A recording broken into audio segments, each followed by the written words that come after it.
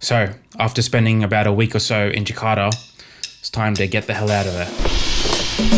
But I was really sad to go. Jakarta was incredible, everyone was so nice, and if you watched the last video, you know exactly what I think about the food. But I didn't know anything yet because the food in Jogja was incredible. It was so good.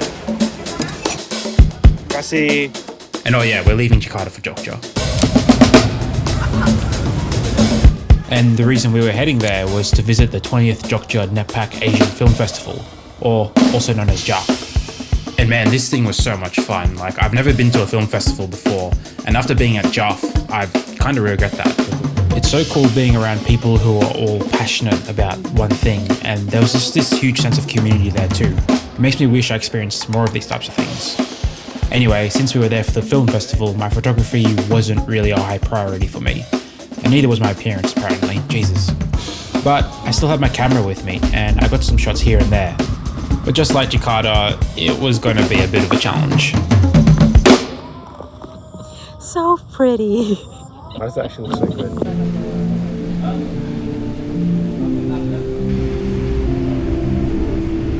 Got some snacks for the train. And we're good to go.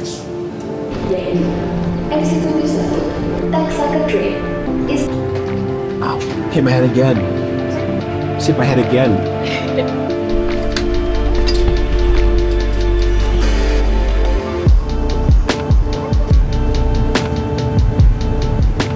The train from Jakarta to Jogja took about 6 or 7 hours.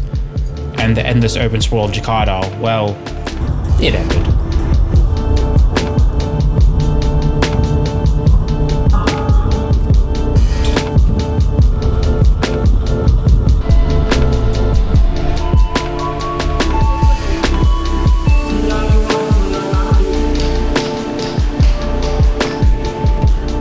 Anyway, after the several hour train ride, there was no time for mucking around and we just got straight down to business. Okay. Super spicy. And after another banger of a meal, there was still some time left in the day, so we headed up to one of the temples in the area. By the time we actually reached the temple, the clouds started rolling in, though I managed to get off a couple of shots. Not bad, but the colours aren't popping out just yet. Though literally as soon as we moved on, the sun started peeking through the clouds, though I figured we'd just circle around the whole temple first before coming back.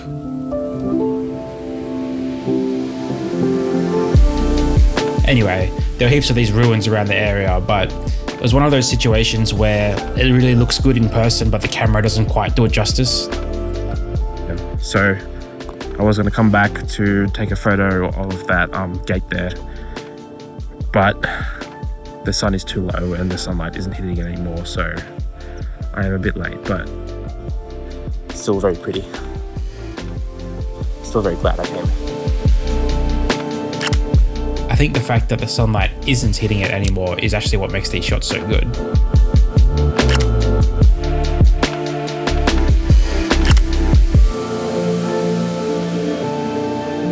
It was gone, but I looked on camera and it actually is way more silhouetted, and I like that you can't really see the foreground anymore, so I waited until like 2 people walked past and I got some cool silhouette shots, so I think that turned out pretty good.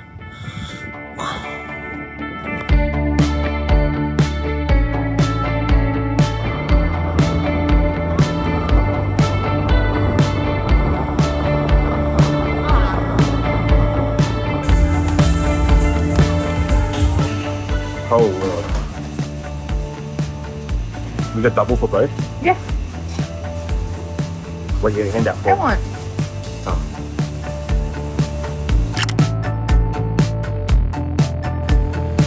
There was this street corner across the road from that burger place, and when the sun did pop out, it actually looked pretty cool. So I just set up shop and waited.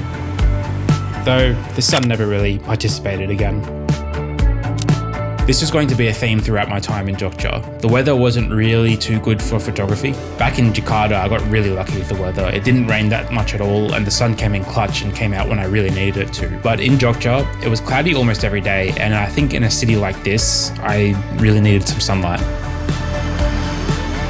Anyway, we just kept exploring around the area.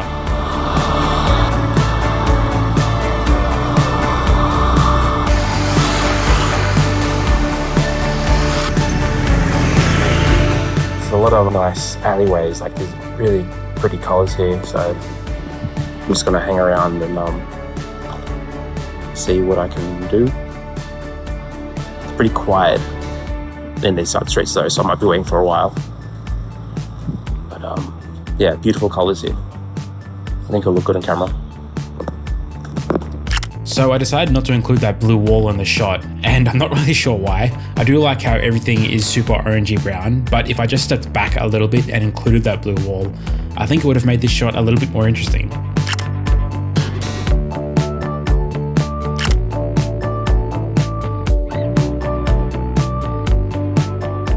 Also, if you're liking all the shots in this video so far, then check out my Instagram because there's a lot more shots over there, so you know what to do. Eventually, we ended up at this ice cream place which had some nice light and was looking really vibey.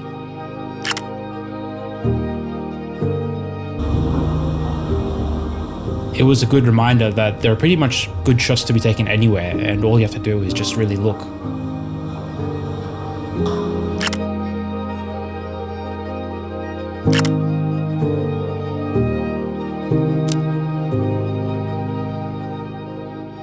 I mentioned that Jogja would be a difficult spot to shoot. It gave similar challenges to shooting in Jakarta, in that even though it's less populated than Jakarta, it's still pretty busy and there's no real must-see photo spots. I do like that though, because it does kind of force me to be a bit more attentive when I'm out shooting. It also offers a lot of chaotic compositions like Jakarta, and that can be tricky to photograph. Anyway, after a full day, we ended up at this noodle stall just on the side of the street. And yep, you guessed it, another 10 out of 10 meal.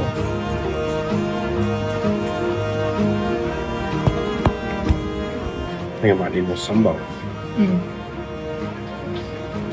Just a wee bit. So we started off the next day at this little market that was near the centre of town. At first we just came here for the food, but the lighting was looking pretty good, so I just got out my camera to see what I could cook up.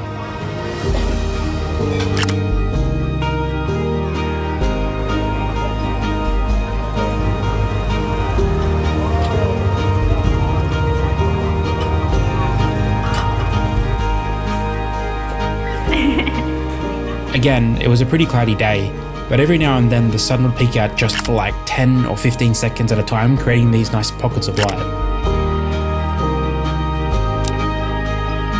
There was also this section of the market where the light was hitting the back wall, and it was creating some cool silhouettes.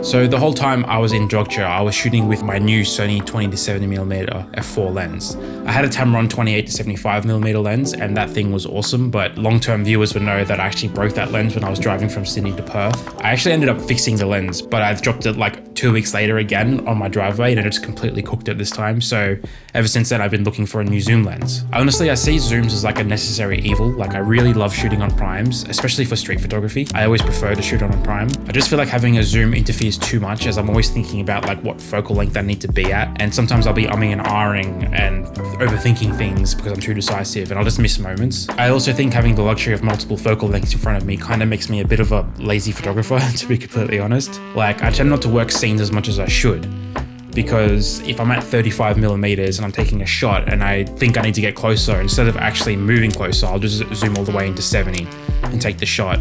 And I always regret that. I'm always in the editing room. I'm like, why did I zoom in? You should have just stuck at 35 and walked closer. And all this isn't the fault of the lens. This is definitely a me problem. Like this has nothing to do with the lens itself. I just need to learn how to be a bit more disciplined with my photography. But yeah, I was tossing up between this lens and the Sony 24-50mm f2.8. They're very similar in size. The f2.8 version is actually a bit more slimmer and more compact, which I actually really liked. I really liked how that felt on the camera. I don't like how this 20-70 zooms out so much.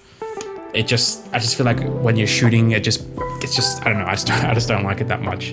The 24-50 was way more compact, which was great. As for the f2.8 versus the f4, that really isn't an issue for me. Most of my shots these days are at f4 or above anyway. And if I really want to throw the background out of focus, then I never really feel like I'm ever satisfied with what f2.8 does. So I'll just use a prime at f1.8 anyway. And as for low light, modern cameras are so good these days that it's not really an issue anymore. And I never really shoot in environments where the light is so low that I need to bump it up to like 6400 or above. So what really made me pick up this lens was the extra reach on the wide end. It goes down to 20mm, which is way more valuable than shooting at f2.8 would be.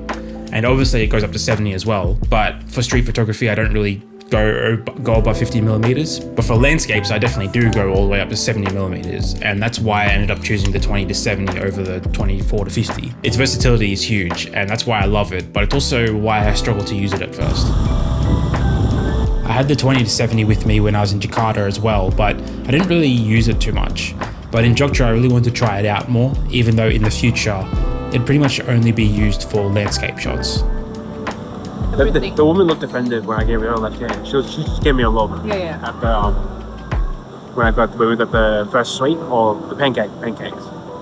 While we were eating, I managed to fire off this shot, and I think it's pretty good. I don't know. So the next couple of days were pretty much dedicated to the film festival, so I didn't really get up to too much photography. Though in between the films, we went around town to try out some 10 out of 10 food spots. And first up was this awesome chicken satay place.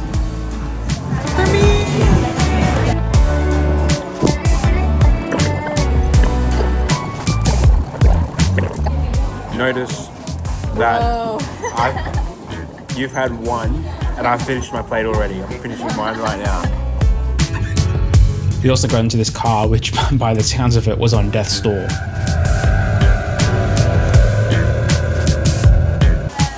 Anyway, the next banger meal was geprek, which needless to say was a huge hit.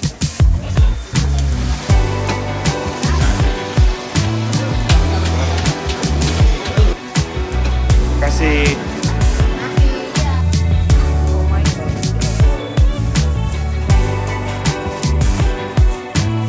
We also went to this famous food spot that had these incredible curries and made these deep fried bananas, which hit so hard.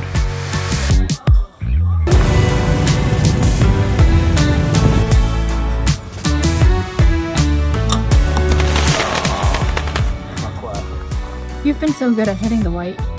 Hey. And lastly, we rented this Jeep to head up into the mountains to check out Mount Merapi, which pretty much towers over Jogja, apparently. I don't know, I never got to see it. The volcano is like there, but it's blocked out by this bad weather, but it's still very pretty.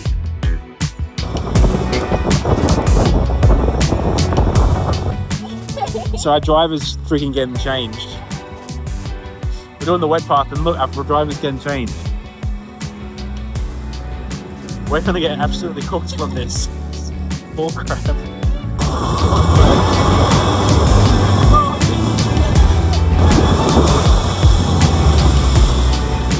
Absolute stitch up, look at this.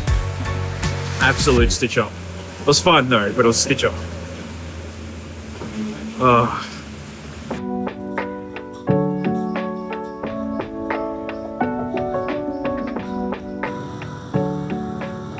Always a day for a chill day.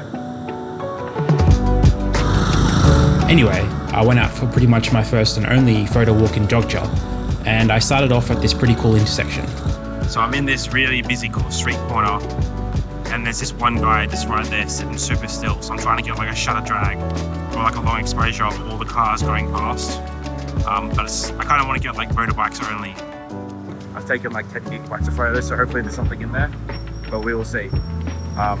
I think it's a cool idea though, so hopefully it turns out well.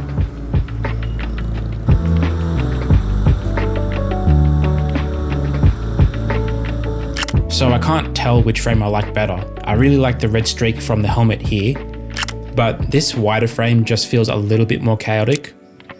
Though, I think they're both pretty good.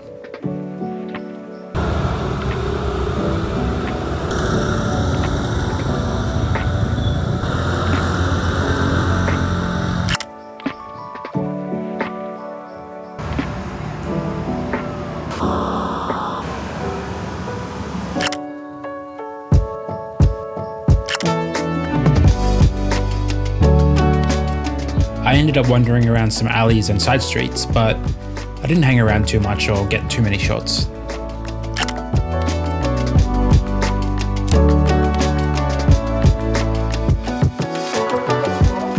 Though a couple hours into a pretty slow photo walk, I ended up stumbling across this market.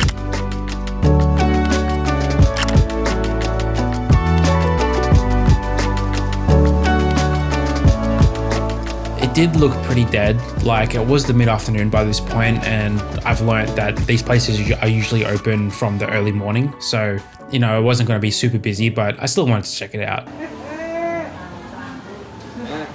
That's good.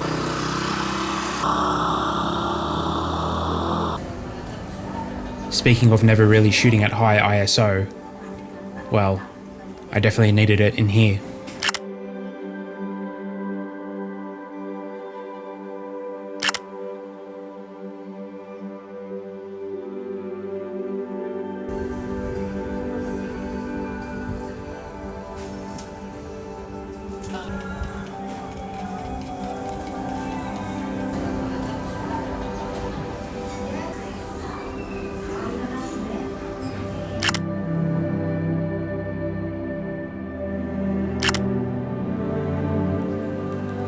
So yeah, it's a cool market, but it shuts in like an hour, so it's really quiet.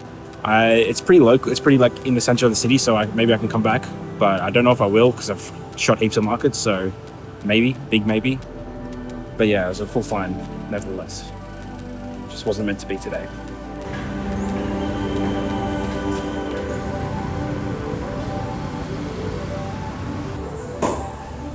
Even though it was super quiet, that kind of allowed me to get more of those isolated shots that I like.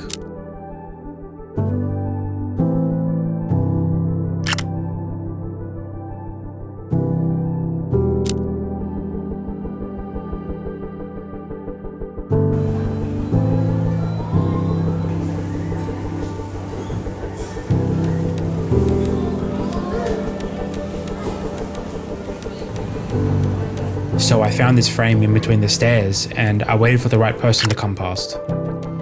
And as I was taking this shot here, I noticed this cool composition right next to it with this guy who was pacing back and forth with a bucket of water.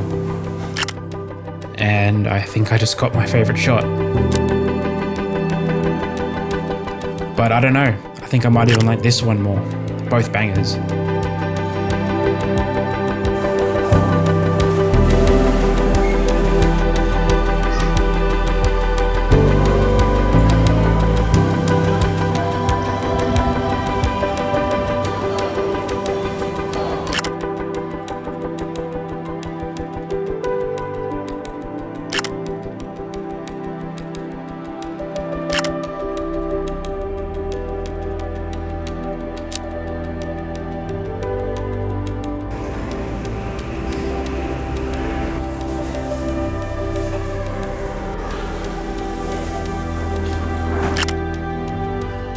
I wandered through the market across all floors and decided to move on, but just as I did, the bad weather came in, and I don't know, I wasn't really feeling like shooting in the rain, so I decided to head back.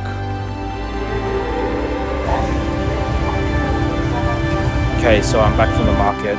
I think I spoke too soon when I said that it's too quiet to shoot, because I think I ended up getting some good shots. Maybe not some bangers, but some good shots.